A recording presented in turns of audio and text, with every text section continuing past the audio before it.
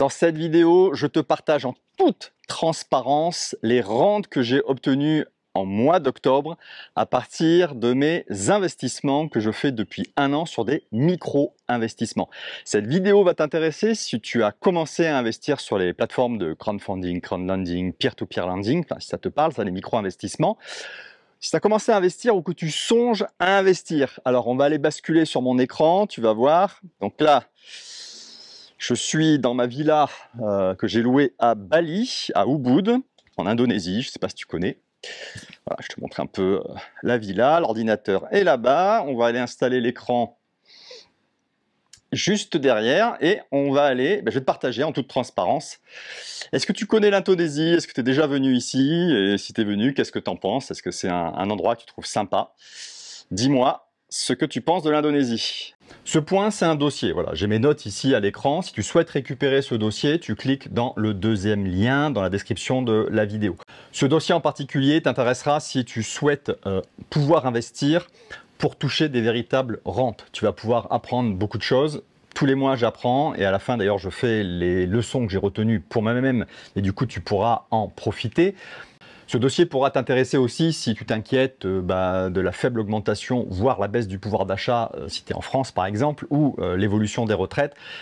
Ces rentes, cette création de rentes, c'est une manière, avec un capital, de pouvoir augmenter son pouvoir d'achat, de pouvoir augmenter le niveau de ses retraites. Et puis éventuellement, tu t'es pas encore intéressé au micro-investissement, c'est-à-dire crowdfunding, crowdlending, peer-to-peer lending, en bon français, enfin en bon anglais. Tu as commencé à investir dans la bourse, des cryptos, dans l'immobilier. Et justement, je vais te partager ici ce que l'on peut obtenir à partir d'un capital existant. Bonjour, bienvenue sur cette chaîne YouTube Jérôme crée un second revenu. J'investis depuis l'âge de 18 ans, en particulier depuis les fin des années 90 et sur les micro-investissements depuis 3 ans en mode test et depuis 1 an en mode massif. Tu verras, je vais te partager les rentes au mois le mois depuis le mois d'octobre 2023 et j'ai investi massivement et c'est ce que je partage à travers ces vidéos et puis à travers globalement cette chaîne YouTube où on parle de souveraineté financière. J'aime bien ce terme-là, reprendre sa souveraineté financière en général et en particulier de création de rente.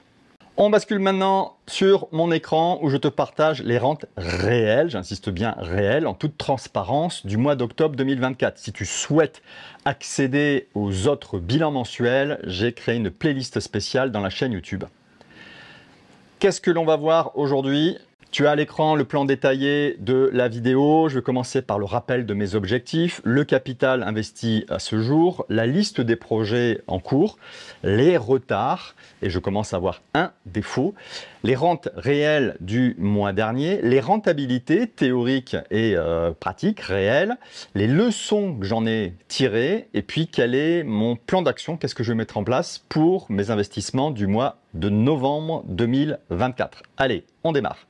Alors, rappel des objectifs. Objectif non atteint, c'est d'atteindre 3 000 € net par mois de rente d'ici à fin octobre 2024. C'est un objectif que je me suis défini il y a 1 an, donc tu vas voir que je ne l'ai pas atteint.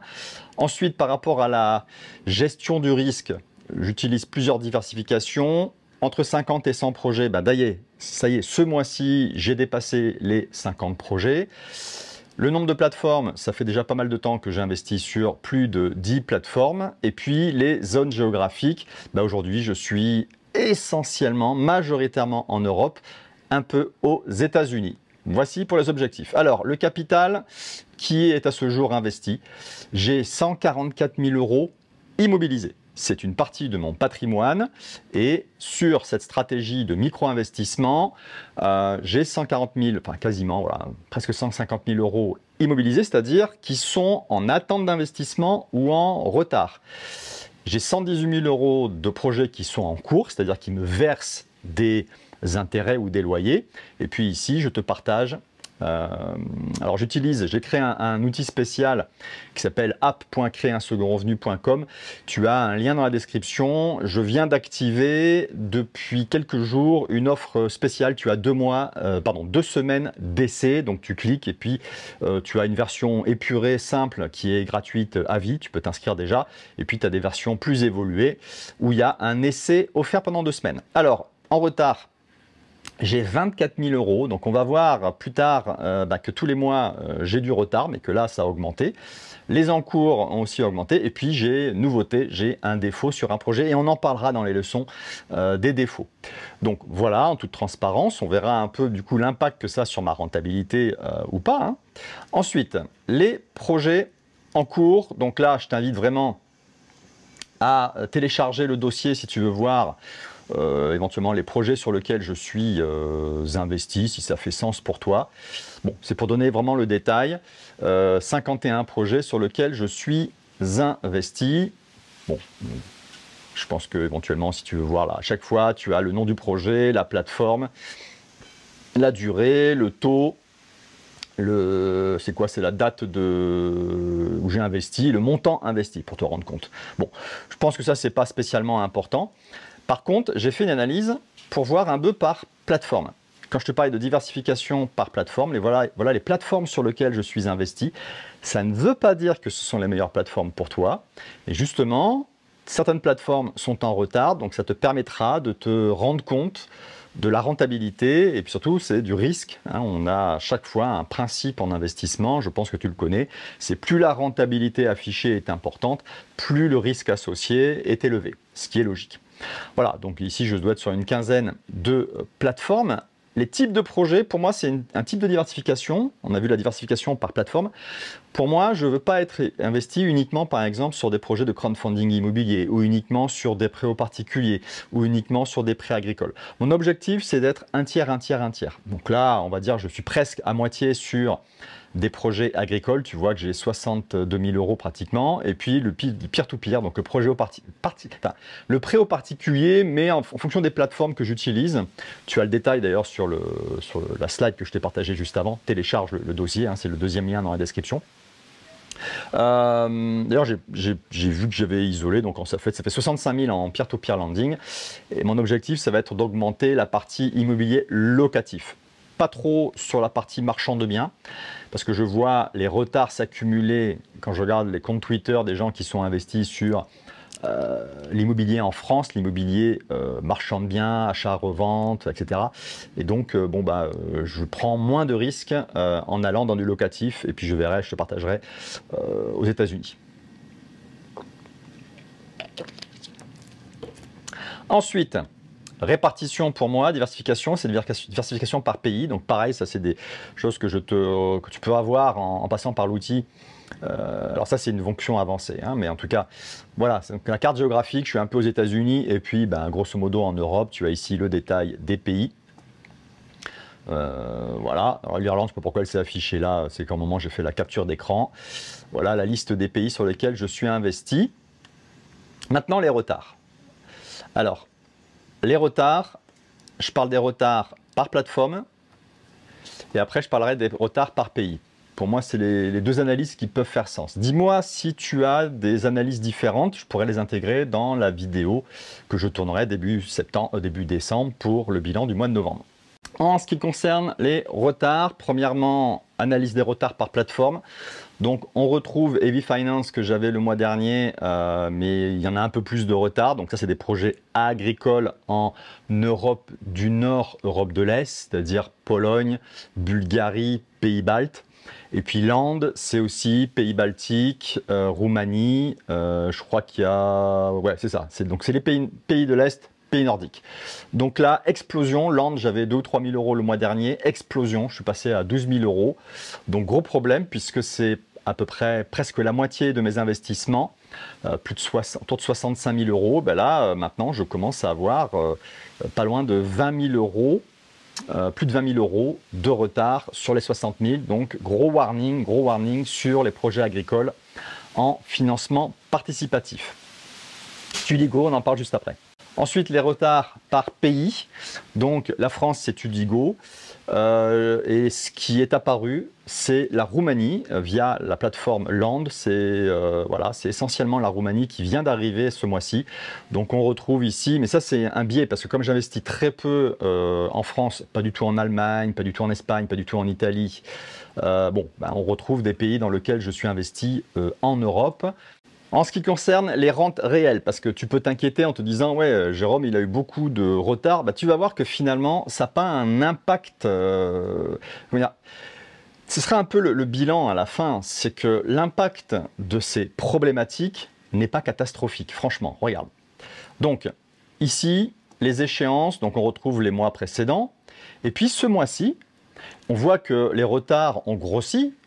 J'avais 200, je crois 240 ou 250 euros de retard le mois dernier, je tombe à 314, donc une augmentation, ok.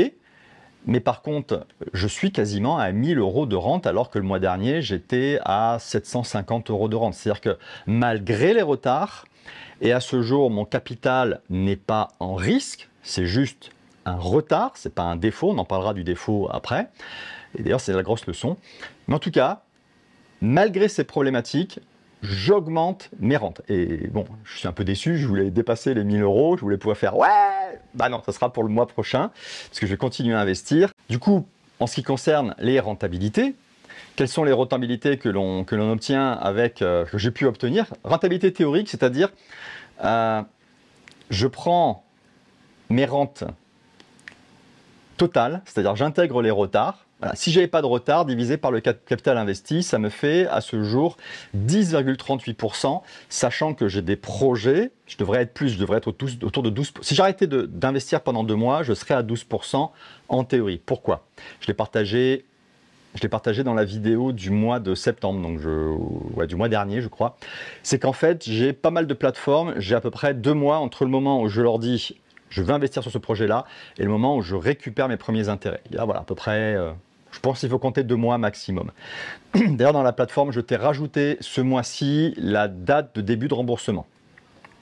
Et puis, deuxième rentabilité, celle qui m'intéresse vraiment, la rentabilité réelle, c'est-à-dire le montant que j'ai reçu ce mois-ci, x 12, divisé par le capital immobilisé. Donc, je suis à un peu moins de 8% de rentabilité. Donc là, je suis très loin de mon objectif, parce que mon objectif, c'était d'être à peu près à 10% net, c'est-à-dire qu'il faudrait que je sois à peu près à 13-14% brut, c'est-à-dire ce montant-là, enlever la flat tax pour arriver autour de 10%. Donc, il va falloir que je trouve d'autres plateformes où j'affine ma façon d'investir. Quelle leçon je tire de ces 1 an d'investissement et surtout de ce qui vient de se passer au mois d'octobre? Première leçon, l'importance du process chez les plateformes d'activer ou pas la récupération des projets qui sont en défaut. Et là, pour moi, il y a un warning sur Heavy Finance. Tu as vu que, en fait, depuis des mois, je partage les retards que j'ai au début sur Heavy Finance. Et c'est une plateforme qui, structurellement, ils ont un problème. Ils ont des retards. Ils ont une très bonne rentabilité. Donc, si j'augmente ma rentabilité, j'augmente mon retard, à la fin, je peux m'y retrouver. Mais j'ai remarqué, justement, sur les projets que je voyais en retard, je me suis dit, mais à un moment, donc on a le détail sur la plateforme, ils nous disent, voilà, on a envoyé un SMS, on a envoyé un courriel, on les a mis en demeure, on leur a dit que s'ils continuaient, ils seront inscrits au registre des sociétés en défaut. Je me suis dit, mais c'est à quel moment qu'ils activent le mode défaut, c'est-à-dire il y a quand même des contreparties sur ces projets agricoles. C'est ça qui me plaisait au début, c'est qu'il y a en garantie du matériel agricole, des récoltes et des terrains. Donc, je l'ai mis dans l'ordre pour moi d'importance. C'est-à-dire pour moi du projet, un tracteur, une machine agricole, ça peut se vendre en quelques semaines, en quelques mois. La récolte, il faut attendre le moment de la récolte et puis le terrain. Bon. Et en fait, j'ai remarqué chez Heavy Finance, et pour moi c'est un gros warning, c'est que sur les projets sur lesquels ils sont en retard, sur lesquels je suis investi, ils ne passent pas en défaut. C'est-à-dire qu'ils ne passent pas en action judiciaire, ils ne passent pas en justice, ils renégocient le prêt sans me faire vanter, sans me demander mon avis. Je suis investisseur et je ne suis pas respecté en tant qu'investisseur. Pour moi, c'est le gros warning sur Heavy Finance. Si tu as eu ce problème, dis-moi ce que tu en penses, mais ça voudra dire surtout, si tu me suis aussi, tu sais que j'ai fait des analyses de plateforme, il va falloir que j'intègre dans les prochaines analyses ce point-là, dans les conditions générales d'utilisation, on va dire, les Terms and Conditions en anglais, c'est est-ce que en cas de défaut, il y a un vote des investisseurs? Ça va être quelque chose que je vais rajouter parce que mes intérêts, pour moi, ne sont pas défendus chez Heavy Finance. Contrairement à Tudigo, Donc Tudigo, ça fait 2-3 mois que je te parle de retard sur une plateforme, sur un projet, j'ai 2 projets chez eux. Et le mois dernier, ils nous ont informé petit à petit qu'il y avait un emprunteur qui avait un problème, qu'ils avaient donné jusqu'à telle date pour résoudre le problème, et qu'après telle date, il serait mis en demeure après nous avoir demandé notre avis. Et donc la semaine dernière, l'ensemble des investisseurs, enfin je ne sais pas si l'ensemble, en tout cas moi en tant qu'investisseur, j'avais jusqu'à telle date pour voter pour ou contre l'étape suivante. Donc j'ai voté pour, on va voir ce qui se passe. Donc c'est passé du mode retard au mode défaut. Et on va voir justement combien ils vont récupérer, ce qu'ils vont faire. Et là, c'était pas une plateforme que je trouvais très bien, Tudico. Très gros problème de communication, de service après-vente. Il y a certains messages, ils ont attendu 1 mois pour me répondre. On n'a toujours pas le détail sur la plateforme. Enfin bon, c'est pas une plateforme que j'apprécie énormément au niveau de l'utilisation. Mais là, pour moi, c'est un gros point vert, un gros signal vert. C'est-à-dire qu'ils défendent mes intérêts. Bravo Tudigo. Donc la leçon que j'en tire par rapport à Land, explosion des retards, aucune information, donc je vais arrêter d'investir pour voir comment ils vont gérer les retards, les défauts, un peu comme Heavy Finance. Heavy Finance, ça fait 1 mois ou 2 que j'ai arrêté d'investir parce que je voyais les retards s'accumuler et que je voulais analyser justement ce mode défaut. Et pour moi, l'énorme leçon que je tire, alors pas du mois d'octobre, mais depuis 1 an que j'investis sur ce que j'appelle les micro-investissements, les financements participatifs, immobiliers, agricoles, etc., c'est que je suis beaucoup plus rassuré par rapport à du trading action ou des stratégies dites passives ou semi-passives en ETF. Pourquoi? Parce que ça me crée de véritables rentes. Tu as vu que mois après mois, je te partage des défauts, je te partage des défauts assez importants en fonction des plateformes, et je viens de te montrer en toute transparence que mes rentes continuent à augmenter. Moi, ça me va très bien. Le capital, aujourd'hui, j'ai le projet sur Tudigo qui est en défaut de mémoire, il me semble que c'est 2 500 €. Donc pour l'instant, le capital n'est pas perdu. Ça va partir en justice. L'emprunteur va rembourser ou pas, ou il faudra qu'on attende 6 mois, 1 an, voilà, et on verra ce que l'on obtiendra. Mais ça veut dire que sur un des projets très importants, 2 500 €, c'est parti de mes grosses lignes, je récupère à terme, on va dire, si j'arrive, voilà, imaginons qu'il n'y ait pas de retard. Ouais, mais prenons les retards, c'est-à-dire que, imaginons que sur un projet, sur un capital de 200 000 €, j'ai 10% de rentabilité brute. Ça veut dire que ça fait 20 000 €, c'est ça, non, 20 000 € de rente annuelle. Si j'ai un projet à 2 000 ou 2 projets, ça va, on va dire 5 000 € au total qui disparaissent, c'est-à-dire que mon capital, il augmente, on va dire, de 20 000 € sur 200 000, et puis à un moment, bof, il baisse de 5 000, mais il continue à augmenter. Alors, je sais que c'est pas satisfaisant, et il y aura des actions en justice, je ne vais jamais perdre ces 2 500 €, je suis sûr que je vais récupérer une partie, mais en tout cas, j'ai des vraies rentes. Pour moi, mon capital, il est moins à risque sur des ETF. Alors c'est sûr que, contrairement à de la crypto, de l'ETF, des actions, je n'attends pas que mon capital explose à la hausse. C'est-à-dire que je ne suis pas là en train de faire un coup en me disant « telle crypto va doubler d'ici 6 mois ». Je ne suis pas dans cette optique-là. Je suis dans une optique d'à partir du capital, qu'est-ce que je peux en tirer comme rentabilité? Le capital, normalement, il ne bouge pas. En tout cas, je vois que mon capital, depuis 1 an, n'a pas baissé. Voilà, j'ai le premier défaut ce mois-ci et certainement que je récupérerai tout ou partie de ces 2 500 €. Dis-moi ce que tu en penses si tu as commencé à investir et dis-moi si ce que je te partage, tu trouves ça rassurant ou pas du tout et qu'est-ce qu'il te faudrait pour être rassuré sur ce type d'investissement.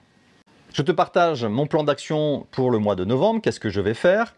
Je vais investir donc 10 000 € sur Realty. Realty, c'est de l'immobilier tokenisé aux États-Unis.